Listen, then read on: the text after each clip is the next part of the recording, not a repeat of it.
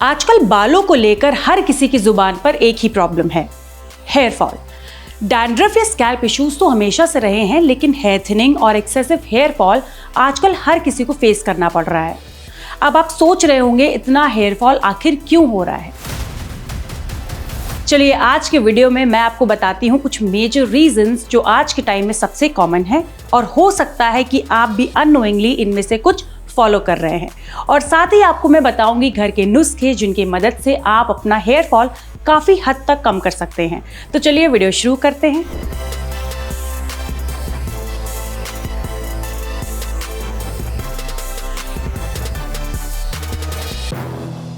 और सबसे पहले बात करते हैं रीजंस के बारे में कि आखिर आज के टाइम में इतना हेयर फॉल क्यों बढ़ गया है।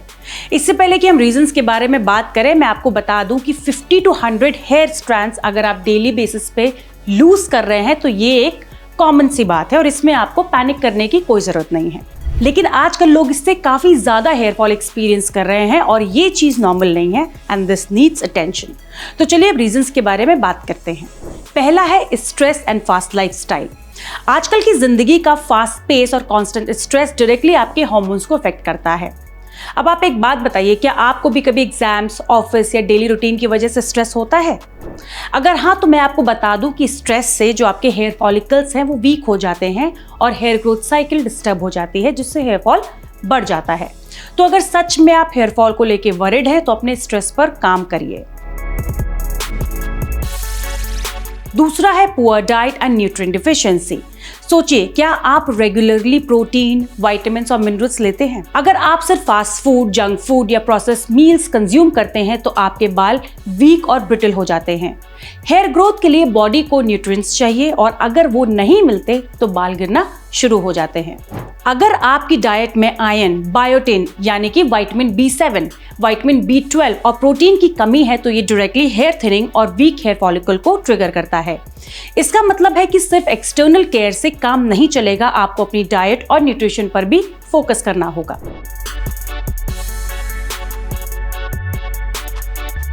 तीसरा है excess heat and styling. Hair straightening, curling, blow drying ये सब आपके हेयर स्ट्रक्चर को डैमेज करते हैं। कितनी बार आप सैलून जाते हैं या डेली हेयर टूल्स यूज करते हैं? अगर आप फ्रीक्वेंटली अपने बालों को हीटिंग टूल से एक्सपोज करते हैं तो ये आपके बालों को डैमेज करते हैं। इससे हेयर ब्रेकेज और स्प्लिट एंड्स भी बढ़ जाते हैं। चौथा है पोल्यूशन एंड एनवायरमेंटल डैमेज। सोचिए, आजकल की सिटीज में पोल्यूशन कितना हाई है। डस्ट, स्मोक, सनलाइट ये स्कैल्प और हेयर फॉलिकल्स को डैमेज करता है। इससे हेयर डल, थिन और वीक दिखने लगते हैं। अगर आप आउटडोर वर्क करते हैं या रेगुलर ट्रैफिक एक्सपोजर में हैं तो ये फैक्टर आपके हेयर फॉल का रीजन बन सकता है। पांचवा है hormonal changes and imbalance. Hormones hair growth cycle को डायरेक्टली अफेक्ट करते हैं। प्रेगनेंसी, PCOS, थायराइड प्रॉब्लम्स या इवन स्ट्रेस हार्मोन्स सब हेयर थिनिंग का मेजर रीजन बन सकते हैं।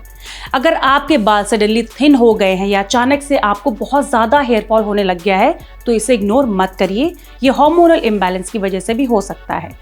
Now, lack of proper scalp care. Scalp को इग्नोर करना भी हेयर फॉल का कॉमन रीजन है। रेगुलर क्लीनिंग, जेंटल मसाजेस और अपने बालों को हाइड्रेशन ना देने से आपके हेयर फॉलिकल्स जो हैं वो वीक हो जाते हैं।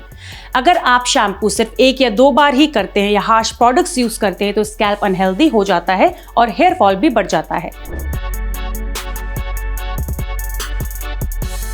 Next, genetics and hereditary factors.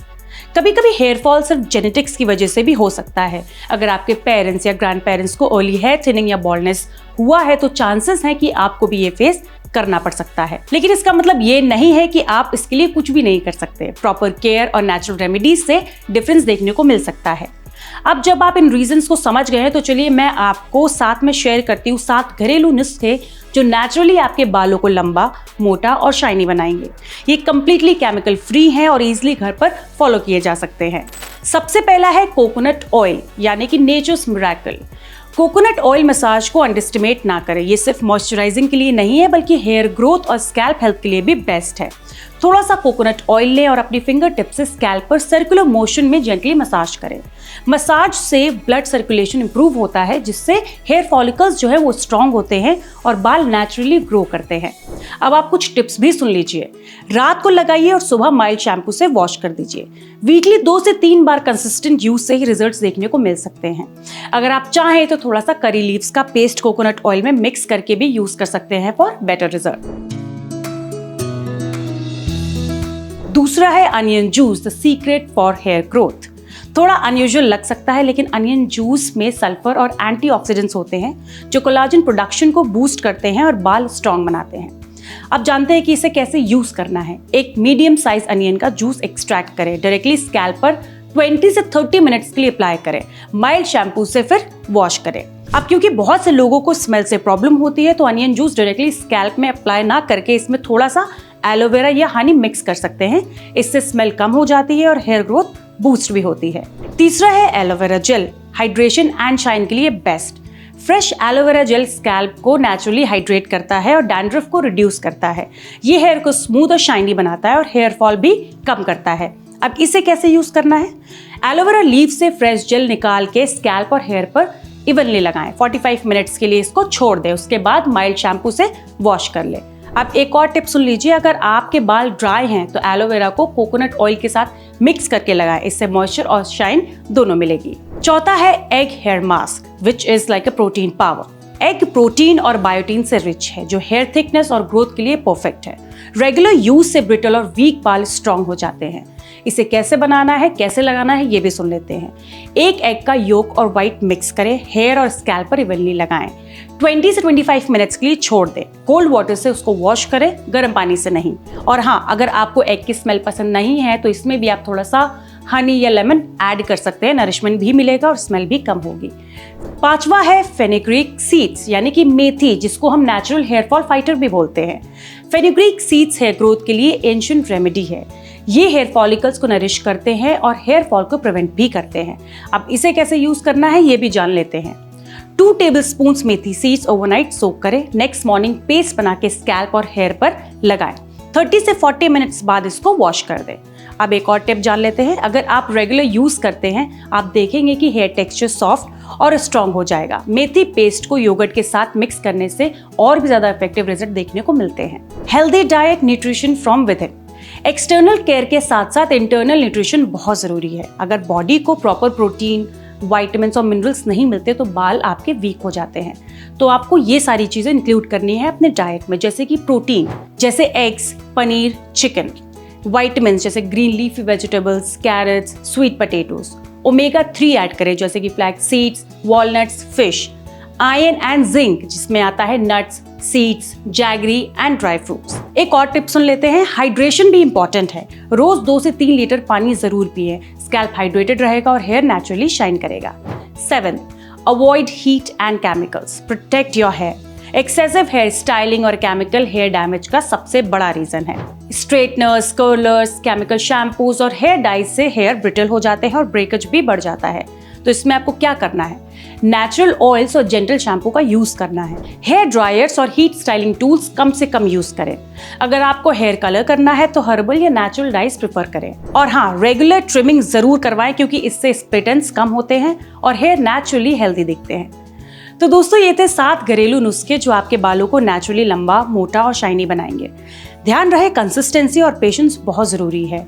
1 या 2 बार यूज करने से रिजल्ट नहीं आएगा। रेगुलर केयर से ही आपके बाल विजिबली स्ट्रांग, हेल्दी और नेचुरली ग्लोइंग दिखने लगते हैं। लेकिन एक बात और याद रखिए, अगर आप हेयर फॉल से सच में बचना चाहते हैं तो सिर्फ ये नुस्खे काफी नहीं होंगे। आपको अपनी डाइट, स्लीप और लाइफस्टाइल पर भी ध्यान देना होगा। प्रोटीन, विटामिन्स और मिनरल्स की सफिशिएंट इनटेक, प्रॉपर हाइड्रेशन और स्ट्रेस मैनेजमेंट हेयर हेल्थ के लिए बहुत इंपॉर्टेंट है। और अगर आप नोटिस कर रहे हैं कि हेयर फॉल परसिस्टेंट है या बाल बहुत ज्यादा गिर रहे हैं तो डर्मेटोलॉजिस्ट या ट्राइकोलॉजिस्ट से कंसल्ट करना बहुत जरूरी है। हेयर इश्यूज के पीछे कभी कभी हार्मोनल या मेडिकल कॉजेस भी हो सकते हैं, जो सिर्फ घरेलू नुस्खे से सॉल्व नहीं होंगे।